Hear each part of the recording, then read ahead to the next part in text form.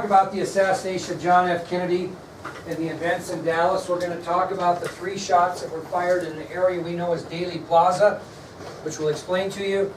We'll talk about a very famous film called the Zapruder film, and we'll tell you what happened after the assassination in Parkland Hospital.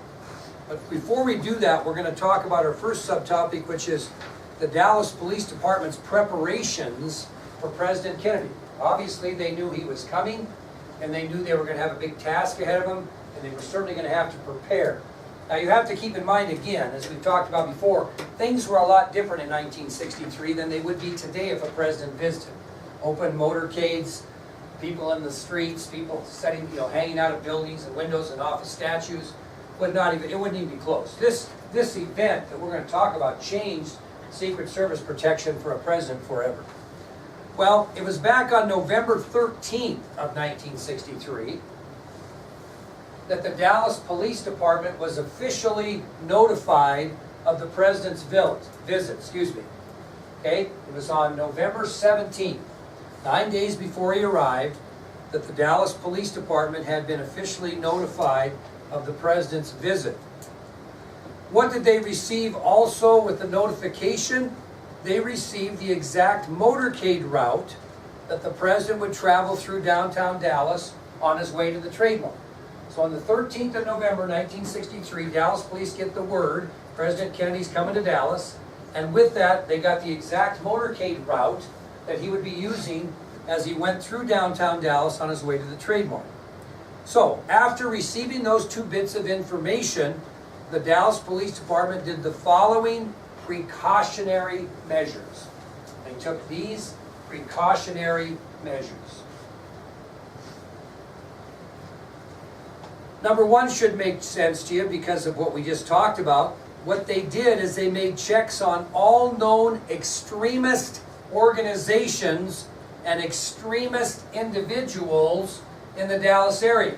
So if you were a right-wing extremist, or you belong to a group of right-wing extremists, they made checks on you. They found out where you were, where you lived, what you're doing, kept track of you, because they didn't worry about the president being assassinated. They worried about the president being embarrassed like Adlai Stevenson was. That's not what they wanted. So they made checks on all known extremist organizations and individuals in the Dallas area. Second thing they did in making preparations is they assigned over 400 police officers to the Dallas detail the day of the president's arrival. They employed more and put more officers on duty. 400 police officers on duty the day the president was going to arrive. So they beefed up security by assigning 400 police officers to that detail that day. You probably could have robbed every bank in Dallas that day because all the police officers were assigned to Kennedy's motorcade. Does that make sense? Okay? And the third thing they did is Dallas Police Chief Ray Lundy, Dallas Deputy Police Chief, who's the police chief? Well, I haven't told you that yet, have I? Dallas Deputy Police Chief Ray Lundy made a detailed inspection of any possible hazards along what? The motorcade route. Very good. So the 3 precautionary measures the Dallas Police Department made after they found out the president was coming on his route is they made checks on all known extremist organizations and individuals in the Dallas area. They assigned over 400 police officers to the Dallas detail the day of the president's arrival, and Dallas Deputy Police Chief Ray Lundy made a detailed inspection of any possible hazards around the motorcade route. Okay? Well, and again, you wouldn't see this today, but on Saturday, November 16th, 3 days later, Dallas newspapers actually published the motorcade route for the public to see. Why would they do that, Pete? Why would they publish the motorcade route in all the papers? So people would come. They were wanting a big show. They were wanting, a positive thing. This is a political campaign, so to speak, and they wanted people to be there. Okay? You'd never see that today, but you did then. Well, to even ensure good rapport On Wednesday night, November 20th, Police Chief Jesse Curry got on local television and sent a special message to the people of Dallas. Okay? On November 20th, on Wednesday night, Police Chief Jesse Curry, that's this fellow right here, Police Chief Jesse Curry gets on local Dallas television stations and he gives a message to the people of Dallas. This is what he says. And again, you don't have to write it down, just kind of listen. If you want to get it, you can get it off the video. He said, because of the unfortunate incident which occurred here during the visit of Ambassador Stevenson, people everywhere in the world will be hypocritical of our behavior. Nothing must occur that is disrespectful or degrading to the President of the United States. All law enforcement agencies would do everything within their power to ensure that no negative accidents or incidents occur. He is entitled to the highest respect of all of our citizens. It's almost like the administration getting on the announcements and telling you maybe how you ought to behave if we have a special guest coming into the school. They did the same thing to the entire city of Dallas, not because they thought people were going to harm the president, but because they didn't want any disrespect shown towards the president. So they were thinking in that manner, as you can tell. Well, that's going to take us to the presidential motorcade through downtown Dallas. Where are the president and the first lady now, so to speak? What are they just doing? What was the last thing we talked about? Where are they departing from? Carswell Air Force Base in Fort Worth, and they're going to take the short 13-minute flight to Dallas. So at 11, now this timeline's important on November 22nd.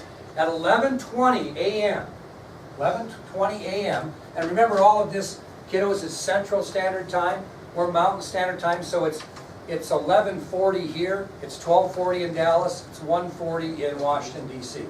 So Central Standard Time at 11:20 a.m., Air Force One leaves Carswell Air Force Base in Fort Worth, and it lands at Love Field at 11:40.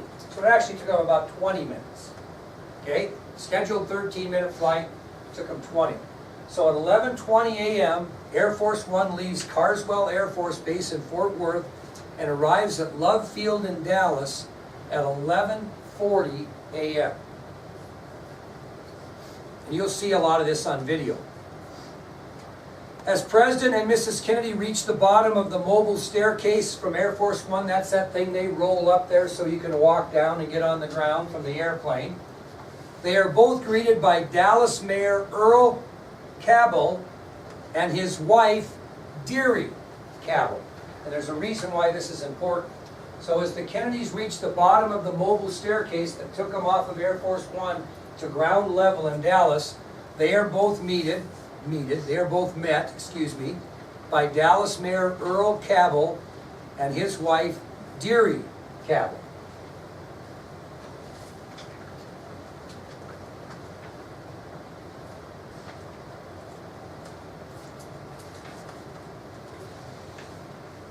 Mrs. Kennedy is given a large bouquet of red-stemmed roses by Mrs. Cabell, which she will carry to her later into the limousine and will become one of the most tragic photographs in American history when we see a bloody limousine spilled with red roses. Okay? And that's the reason why we talk about that. Now, as the President and Mrs. Kennedy are visiting with Mayor Cabell and his wife Deary, a wheelchair was pushed toward the President and Mrs. Kennedy. A wheelchair was pushed towards the President and Mrs. Kennedy.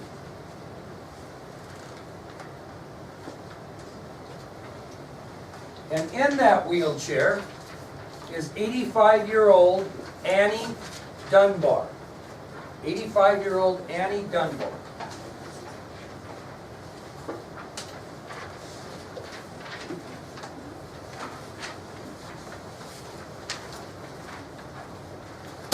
So as Mrs. Kennedy and the President are being greeted by Mayor Cabell and his wife Deary, A wheelchair is pushed toward the President and Mrs. Kennedy, and they're introduced to Annie Dunbar. She is 85 years old, and she proceeds to tell the Kennedys that she is a loyal Democrat and has never seen a president.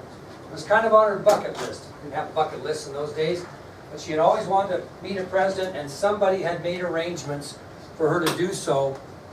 President Kennedy shook her hand warmly and moved on.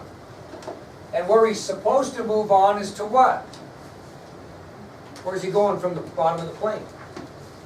He's going to get in the limousine, right? But you know, here's the thing about the Kennedys. President and Mrs. Kennedy were scheduled to follow the Secret Service directly from Air Force One to the waiting cars to begin that motorcade to the trademark. Well, instead, like a couple of little kids, they snuck off kind of from the Secret Service and went towards a fence where people were crowded and cheering like crazy. And for the next 5 minutes, they walked along that fence, and you've seen some of that on video, and touched the hands of as many people they could on the way to what? The limousine. So instead of walking a direct path from here to my video camera, where they were supposed to, they went along the fence and shook all these people's hands for nearly 5 minutes prior to getting into the limousine. Secret Service was not expecting that. And I can assure you, those lucky few people who made contact with President Kennedy and Jackie Kennedy, as you've seen on these videos, will remember that the remainder of their life, especially with what happened later in the day. Now the presidential limousine, if you notice when they were in San Antonio and they were in Houston and they were in Fort Worth, were they driving in that limousine? If you notice on the video, they were in a white limousine, white Cadillac. Well, the presidential limousine had been flown in especially for this motorcade in Dallas. That was the big one. That's where they really wanted to make a show. And so the presidential limousine had been flown in from Washington, D.C. Its top and windows were removed at the president's request in Dallas. And that was a little bit of a concern early, because it was doing what, if you listen to the videos, what was it doing in Fort Worth early in the morning? Raining. Well, it actually cleared, which made Kennedy even more eager to have the bubble top taken off. Okay, he wanted the people to be able to see him. So they walk down this line, they shake as many hands as they can in the 5 minutes they have, and the couple finally get into the presidential limousine, and the motorcade will begin. Now, I'm going to give you 3 reasons before we talk about the motorcade of why it would be very, very difficult for the Secret Service to protect the president that day. Okay, I'm going to give you 3 reasons before we ever start the motorcade on why it's going to be very difficult for the Secret Service to provide presidential protection that day in Dallas. We talked about the first one. What is it?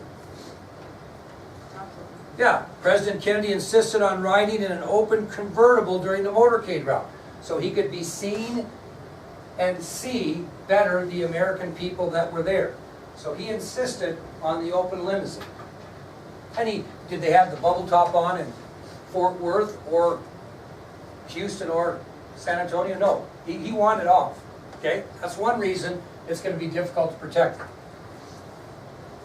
The second reason is the large crowds were just a little bit unexpected, and the president's going to be a wide open target. And I think I told you this before, and I don't remember if I did or not, that Mrs. Kennedy actually was on the left side of the limousine, and they actually pulled the motorcade over to the left side of the street to keep him away from these crowds, putting her in danger. So that was another reason why the Secret Service was going to have a hard time protecting him, is because the crowds were just incredibly, 20 people deep at places on the street, and he would be a wide open target.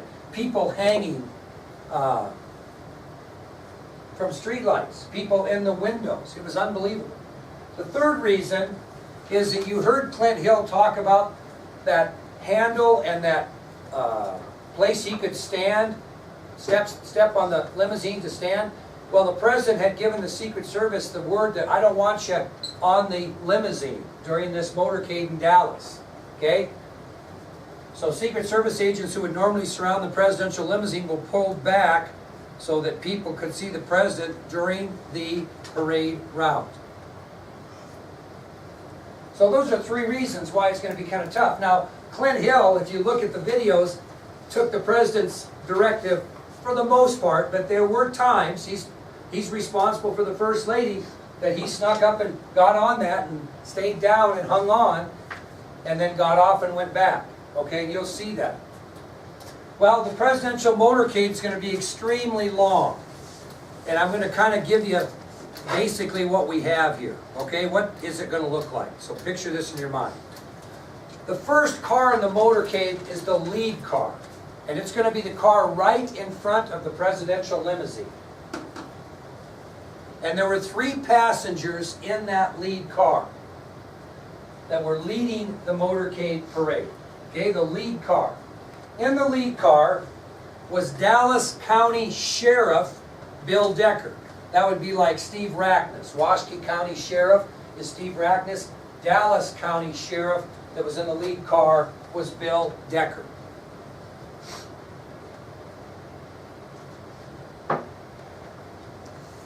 Forrest Sorrells was in the lead car, and he was a Secret Service agent who was in charge of the advance team that came to Dallas to prepare security for the president's visit.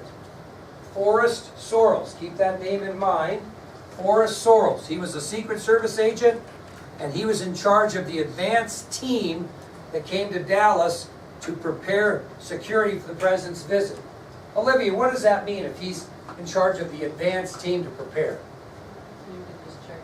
He came early, once the Secret Service knew the president was coming, which was earlier than probably the Dallas police, right? We talked about November is when Pierre Salinger announced this. Well, he came with Secret Service, and the advance team comes and prepares everything to make sure everything's safe for the visit. Also in the car was another Secret Service agent by the name of Winston Lawson. Winston Lawson. And he was a man, kids, that planned the entire motorcade route that was given to the Dallas press. He was a Secret Service agent who planned the exact motorcade route through downtown Dallas. So you've got Dallas County Sheriff Bill Decker, Secret Service Agent Forrest Sorrells, Secret Service Agent Winston Lawson, and who do you think was driving the lead car that we already talked about that spoke to the people of Dallas? Police Chief Jesse Curry was driving the lead car.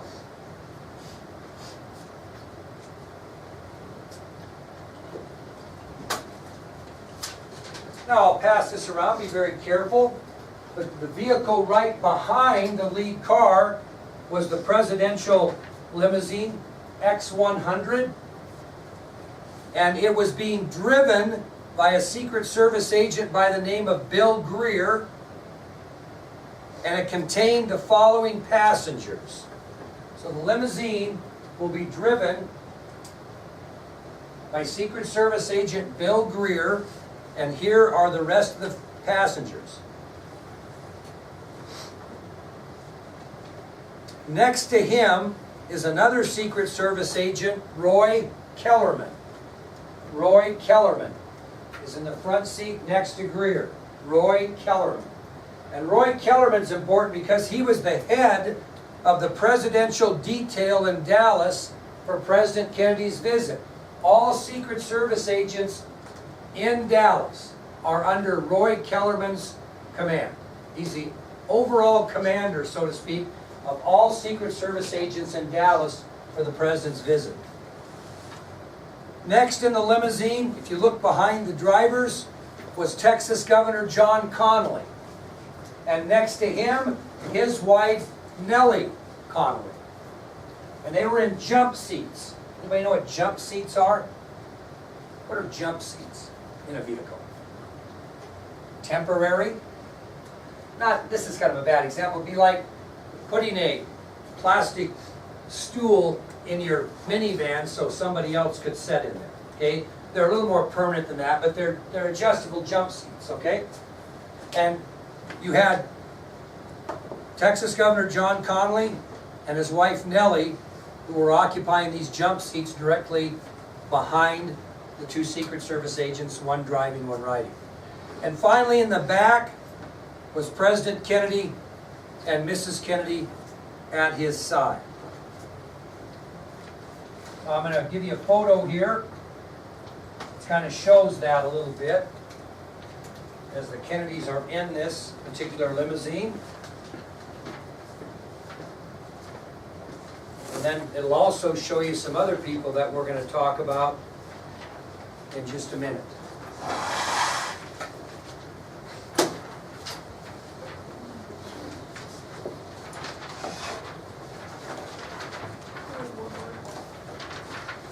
We need one more.